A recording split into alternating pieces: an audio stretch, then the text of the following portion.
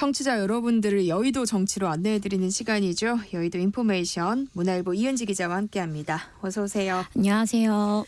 네, 윤석열 대통령에 대한 체포영장이 발부된 지 나흘째인데요. 공수처가 오늘 영장 집행에 나섰어요. 네, 체포영장 집행 시한은 오는 6일까지인데요. 네. 공수처는 이 기한을 3일 앞두고 오늘 영장 집행에 나섰습니다. 당초 영장 발부 사흘째인 어제 집행이 유력할 것으로 관측이 됐는데 윤석열 대통령 지지자들이 몰리면서 집행 시기가 미뤄진 것으로 알려졌습니다. 그리고 4일과 5일은 주말이기 때문에 시위 인파가 더 많이 몰리는 등 집행이 더 쉽지 않을 것이란 판단에 평일인 오늘을 택한 것으로 보이고요. 오늘 지금 4시간 넘게 대치 중인데 한 번에 오늘 집행이 안 될 가능성이 있기 때문에 시한을 좀 남기고 며칠 앞당겨서 또 집행에 나선 것으로도 풀이가 되고요. 이미 체포영장 기한이 절반이나 지난 만큼 오늘 1차 체포 시도를 한 것이고 오늘 설사 실패를 하더라도 2차, 3차로 이어질 가능성이 높습니다.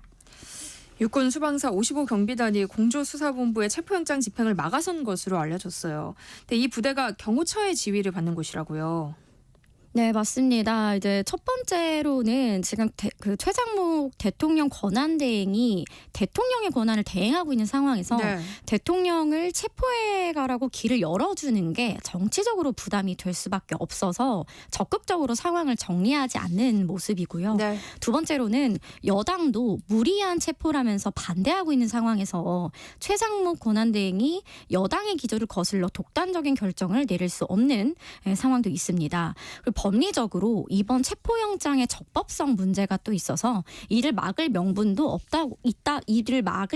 있다고 보는 것으로 풀이가 됩니다.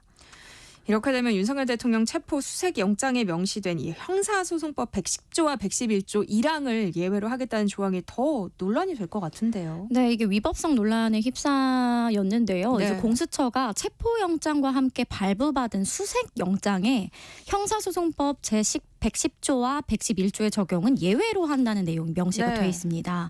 형사소송법 110조는 군사상 비밀을 요하는 장소는 책임자의 승낙 없이 압수수색을 할 수 없다라고 써 있고요. 111조는 공무원이었던 자가 소지 또는 보관하는 물건에 관해서 직무상 비밀에 관한 것이라고 신고한 때에는 소속 공무소에 승낙 없이 압수수색하지 못한다라고 규정을 하고 있습니다. 이 모두 대통령실의 이제 기록물에 이제 관련이 되는 내용인데요. 공수처는 예외 조항을 근거로 대통령 체포에 총력을 동원하고 있는 것이고 윤 대통령 측은 체포영장 집행 시에 법적 조치까지 예고한 상황입니다. 국민의힘도 적극적으로 항의에 나섰는데요. 오늘 법제사법위원들이 대법원 앞으로 항의 방문을 가기도 했습니다. 위 조항을 예외로 든 판사를 영장심사 직무에서 배제해야 한다고 주장했고요. 어제도 기자회견을 열고 위법한 영장 발부라며 이 판사에 대한 탄핵을 거론하기도 하는 등 강경 반발하고 있습니다. 그러니까 윤석열 대통령 변호인단은 공수처가 또 경찰 기동대의 지원을 받는 게 위법한 행위라고 주장하고 있어요. 이건 어떻게 봐야 할까요? 네, 윤 대통령 변호인단의 주장은 공공질서 유지와 치안 활동을 임무로 하는 경찰 기동대가 다른 수사기관, 즉 공수처의 수사 지휘를 받아서 강제 수사 활동을 하는 건 위법하다라고 주장을 하고 있습니다. 이제 윤곽근 변호사는 어제 입장문을 내고 직권남용 및 공무집행 방해죄 현행범이다라고 말하기도 했는데요. 이 같은 논란 때문에 어제만 해도 공수처가 경찰 기동대 지원을 받을지 여부가 정해지지 않았는데 현재 지지자들이 많이 몰려든 상황에서 현실적이고 또 물리적으로 기동대 도움 없이는 이제 체포가 쉽지 않은 상황이라 투입을 결정한 것으로 보입니다. 추후에 법적 다툼으로 이어질 경우 공수처 측은 집회 시위가 열리고 있는 상황이었고 시민 안전 문제가 있기 때문에 이를 공공질서 유지와 치안 활동으로 규정하고 경찰 기동대는 그에 맞는 임무를 한 것이라고 주장할 가능성도 있습니다. 네, 윤석열 대통령은 취임 전부터 법과 원칙을 강조했는데요. 체포영장이 윤 대통령의 주장대로 불법이라면 체포 구속 적부심이나 구속영장 실질 심사 과정에서 바로잡아야 할 문제가 아닐까 싶거든요. 네, 체포 구속 적부심의 경우는 체포영장이 일단 집행이 된 이후에 할 수가 있어서 윤석열 대통령 측은 현재로서는 아예 검토하지 않는 상황입니다. 다시 말해 체포된 상황을 전제하지 않겠다는 의미인데요. 국민의힘 내에서도 현직 대통령에 대한 체포는 거는 적절치 않고 이렇게 상황이 되기 전에 대통령이 수사에 적극 협조했어야 한다라는 목소리가 많이 나오고 있습니다.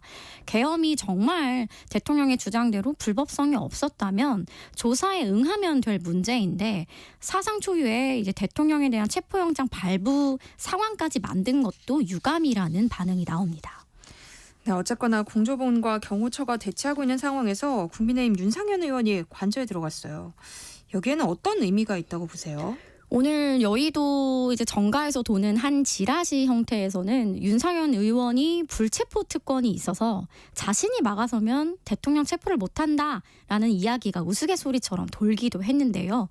윤상현 의원은 지금 이 국면에서 대통령 지킴이를 자처하면서 강성 지지층들과 보수 유튜버들의 지지를 한 몸에 받고 있죠. 이제 출입 기자들과 국민의힘 의원들조차 윤상현 의원의 이 같은 독자적 행동에 굉장히 당황스럽고 배경을 이해할 수 없다는 반응이고요.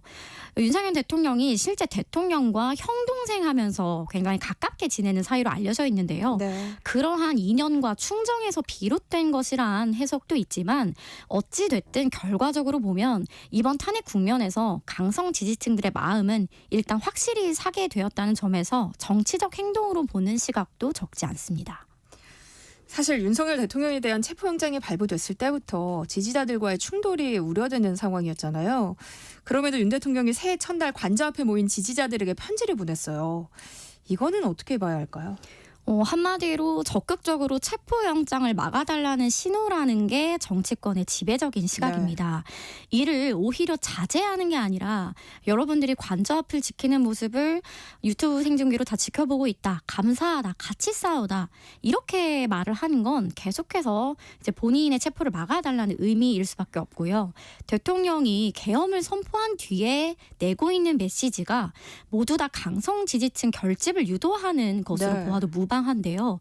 계엄 선포 후 대국민 담화에서도 사과 대신 부정선거 의혹을 언급했고 자신이 탄핵돼서 체포영장이 발부된 상황에서도 역시 전체 국민이 아닌 소수의 지지층만을 대상으로 메시지를 낸 건 이른바 국민 갈라치기를 하고 있다. 이러한 지적도 나오고 있습니다.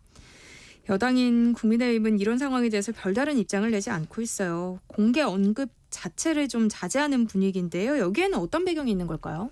국민의힘 지도부와 의원들도 이 편지에 대해서 정말 실망감을 감추지 못하고 있고 당혹스러워하는 분위기가 역력합니다. 황교안 전 대표 당시 태극기 부대에 당이 접수됐던 때로 회귀하는 건 아니냐라는 우려도 나오고요. 대통령이 한쪽의 강성 지지층만을 위한 편지를 보낸 것도 굉장히 적절하지 못했다는 의견이 많습니다. 하지만 이 강성 지지층들이 윤 대통령의 체포를 반대하고 있고 탄핵 자체도 부당했다고 주장하고 있는 국면에서 당이 이에 반하는 목소리도 낼 수 없는 딜레마에 빠진 모습입니다. 조기 대선 전까지 그리고 대선까지도 국민의힘은 이 끊임없이 윤 대통령과의 관계에 있어서 딜레마적 상황에서 이제 탈출이 어려워 보이는데요. 윤 대통령과 선을 긋자 하니 강성 지지층과 일부 당원들의 이탈이 두렵고 선을 긋지 않으면 중도층을 잡기 어렵기 때문인데요. 과거 태극기 부대와의 관계 설정에서도 이러한 딜레마가 있어 왔는데 이 보수 정당이 계속해서 강성 지지층, 극우 세력, 태극기 부대와 결별하지 못하는 것이 발목을 잡고 있다는 지적과 우려가 커지고 있습니다. 자연스럽게 이야기가 이어질 것 같은데요. 국민의힘 권영세 비대위원장은 지난 30일 발표한 서면 취임사를 통해서 비상계엄과 탄핵 사태에 대해서 사과를 했어요. 하지만 진정성 논란이 계속되고 있습니다. 권영세 위원장이 직접 나서서 대국민 사과를 하지 않은 이유는 어떻게 봐야 할까요?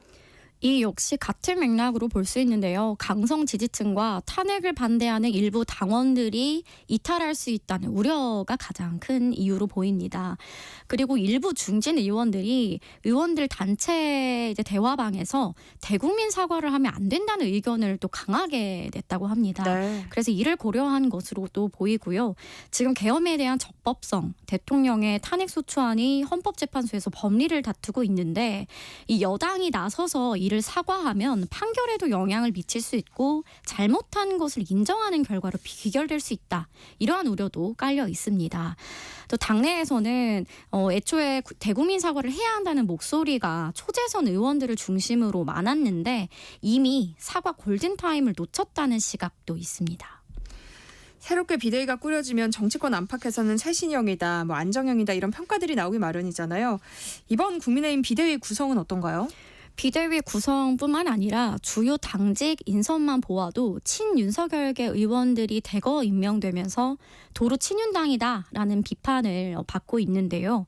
새로운 비대위원으로는 삼선의 이미자 의원, 그리고 최영두 의원, 비례대표 초선 최보윤 의원, 그리고 경기 포천시 가평군 초선인 김용태 의원이 새 비대위원으로 임명이 됐습니다. 최영두 의원과 최보윤 의원은 개파색이 비교적 옅다는 평가를 받지만 이미자 의원과 김용태 의원은 좀 명확한 친윤계로 분류가 됩니다. 또 사무총장에는 이양수 의원, 전략기획부총장에는 조정훈 의원, 당 수석대변인에는 원내 수석대변인을 지낸 신동구 의원 등이 임명이 됐는데 모두 친윤으로 꼽힙니다. 특히나 비상대책위원장 비서실장에 이제 대통령실 국정비서관을 지낸 강명구 의원이 임명이 돼서 친윤 색채가 더욱 강해졌다는 평가입니다. 그러니까 국민의힘이 강성 지지층에만 집중하고 있다는 지적이 나오고 있어요. 근데 이런 가운데 국내 정치 지형에 변화가 생겼다는 얘기도 나오더라고요.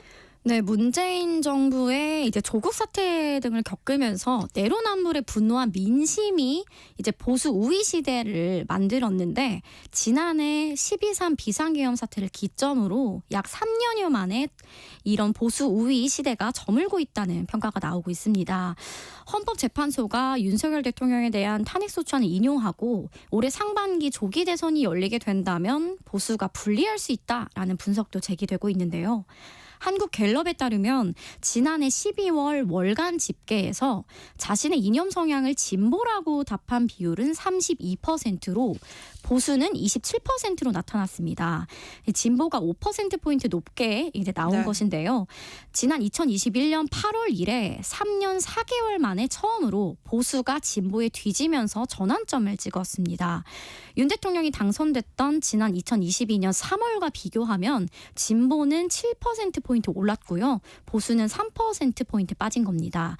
이에 전문가들은 이 비상계엄으로 중도층과 합리적인 보수층을 왼쪽으로 밀어낸 결과를 낳았다라고 지적하고 있습니다. 최상목 대통령 권한대행의 헌법재판관 임명 이후 대통령실과 내각 인사들의 반발이 상당했어요. 정진석 비서실장은 사의를 표명하기도 했는데요. 일단 업무에 복귀한 것으로 알려졌어요. 사태가 일단락됐다고 봐도 될까요? 네, 맞습니다. 집단 사표는 일단 항의 성격의 해프닝으로 끝나는 모양새로 이제 일단락이 됐는데요.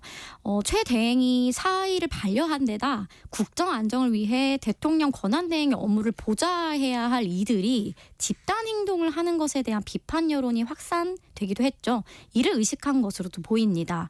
또 어제 정 실장이 대통령실에 정상 출근해서 수석비서관 회의를 주재했는데 이 회의 참석자들 다수가 사직과 관련해서는 신중하게 결정해야 한다는 의견을 낸 것도 주요하게 작용했다고 합니다.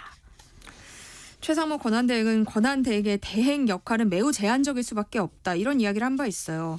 지금 정부 내에서 최 권한대행의 권한과 입지 어떻게 봐야 하는 거예요?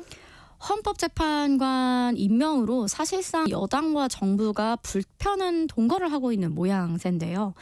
입지가 흔들린 건 맞지만 어쨌든 최상목 권한대행은 헌법의 근거에서 권한대행 위치에 있기 때문에 이를 여당이 흔들 수도 없는 상황입니다.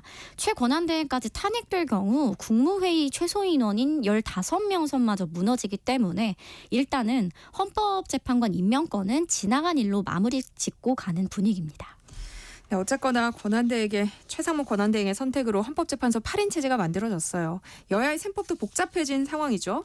맞습니다. 8인 체제가 되면서 심리가 더욱 속도를 낼 것이냐 아니냐.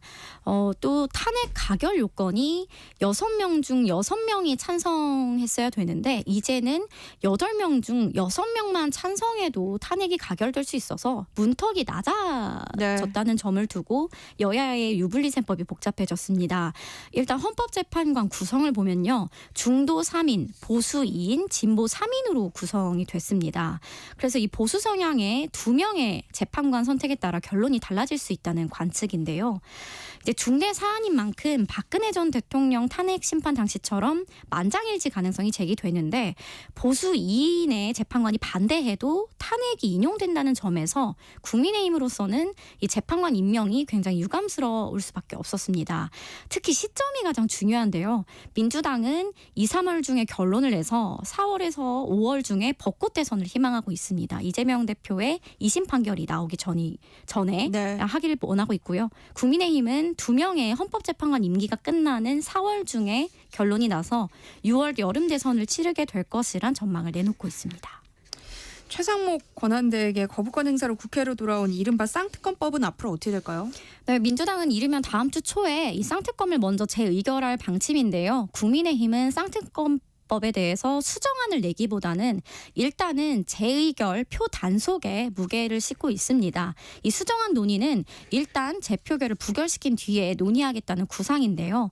다만 당론으로 부결을 추진하더라도 친한계 등에서 이탈표가 나올 수 있어서 이를 막는 것이 또 관건이 될 것으로 보입니다. 네, 여의도 인포메이션 오늘 여기까지 하겠습니다. 문화일보 이은지 기자와 함께했습니다. 고맙습니다. 고맙습니다. KBS 세상의 모든 정보 1부 순서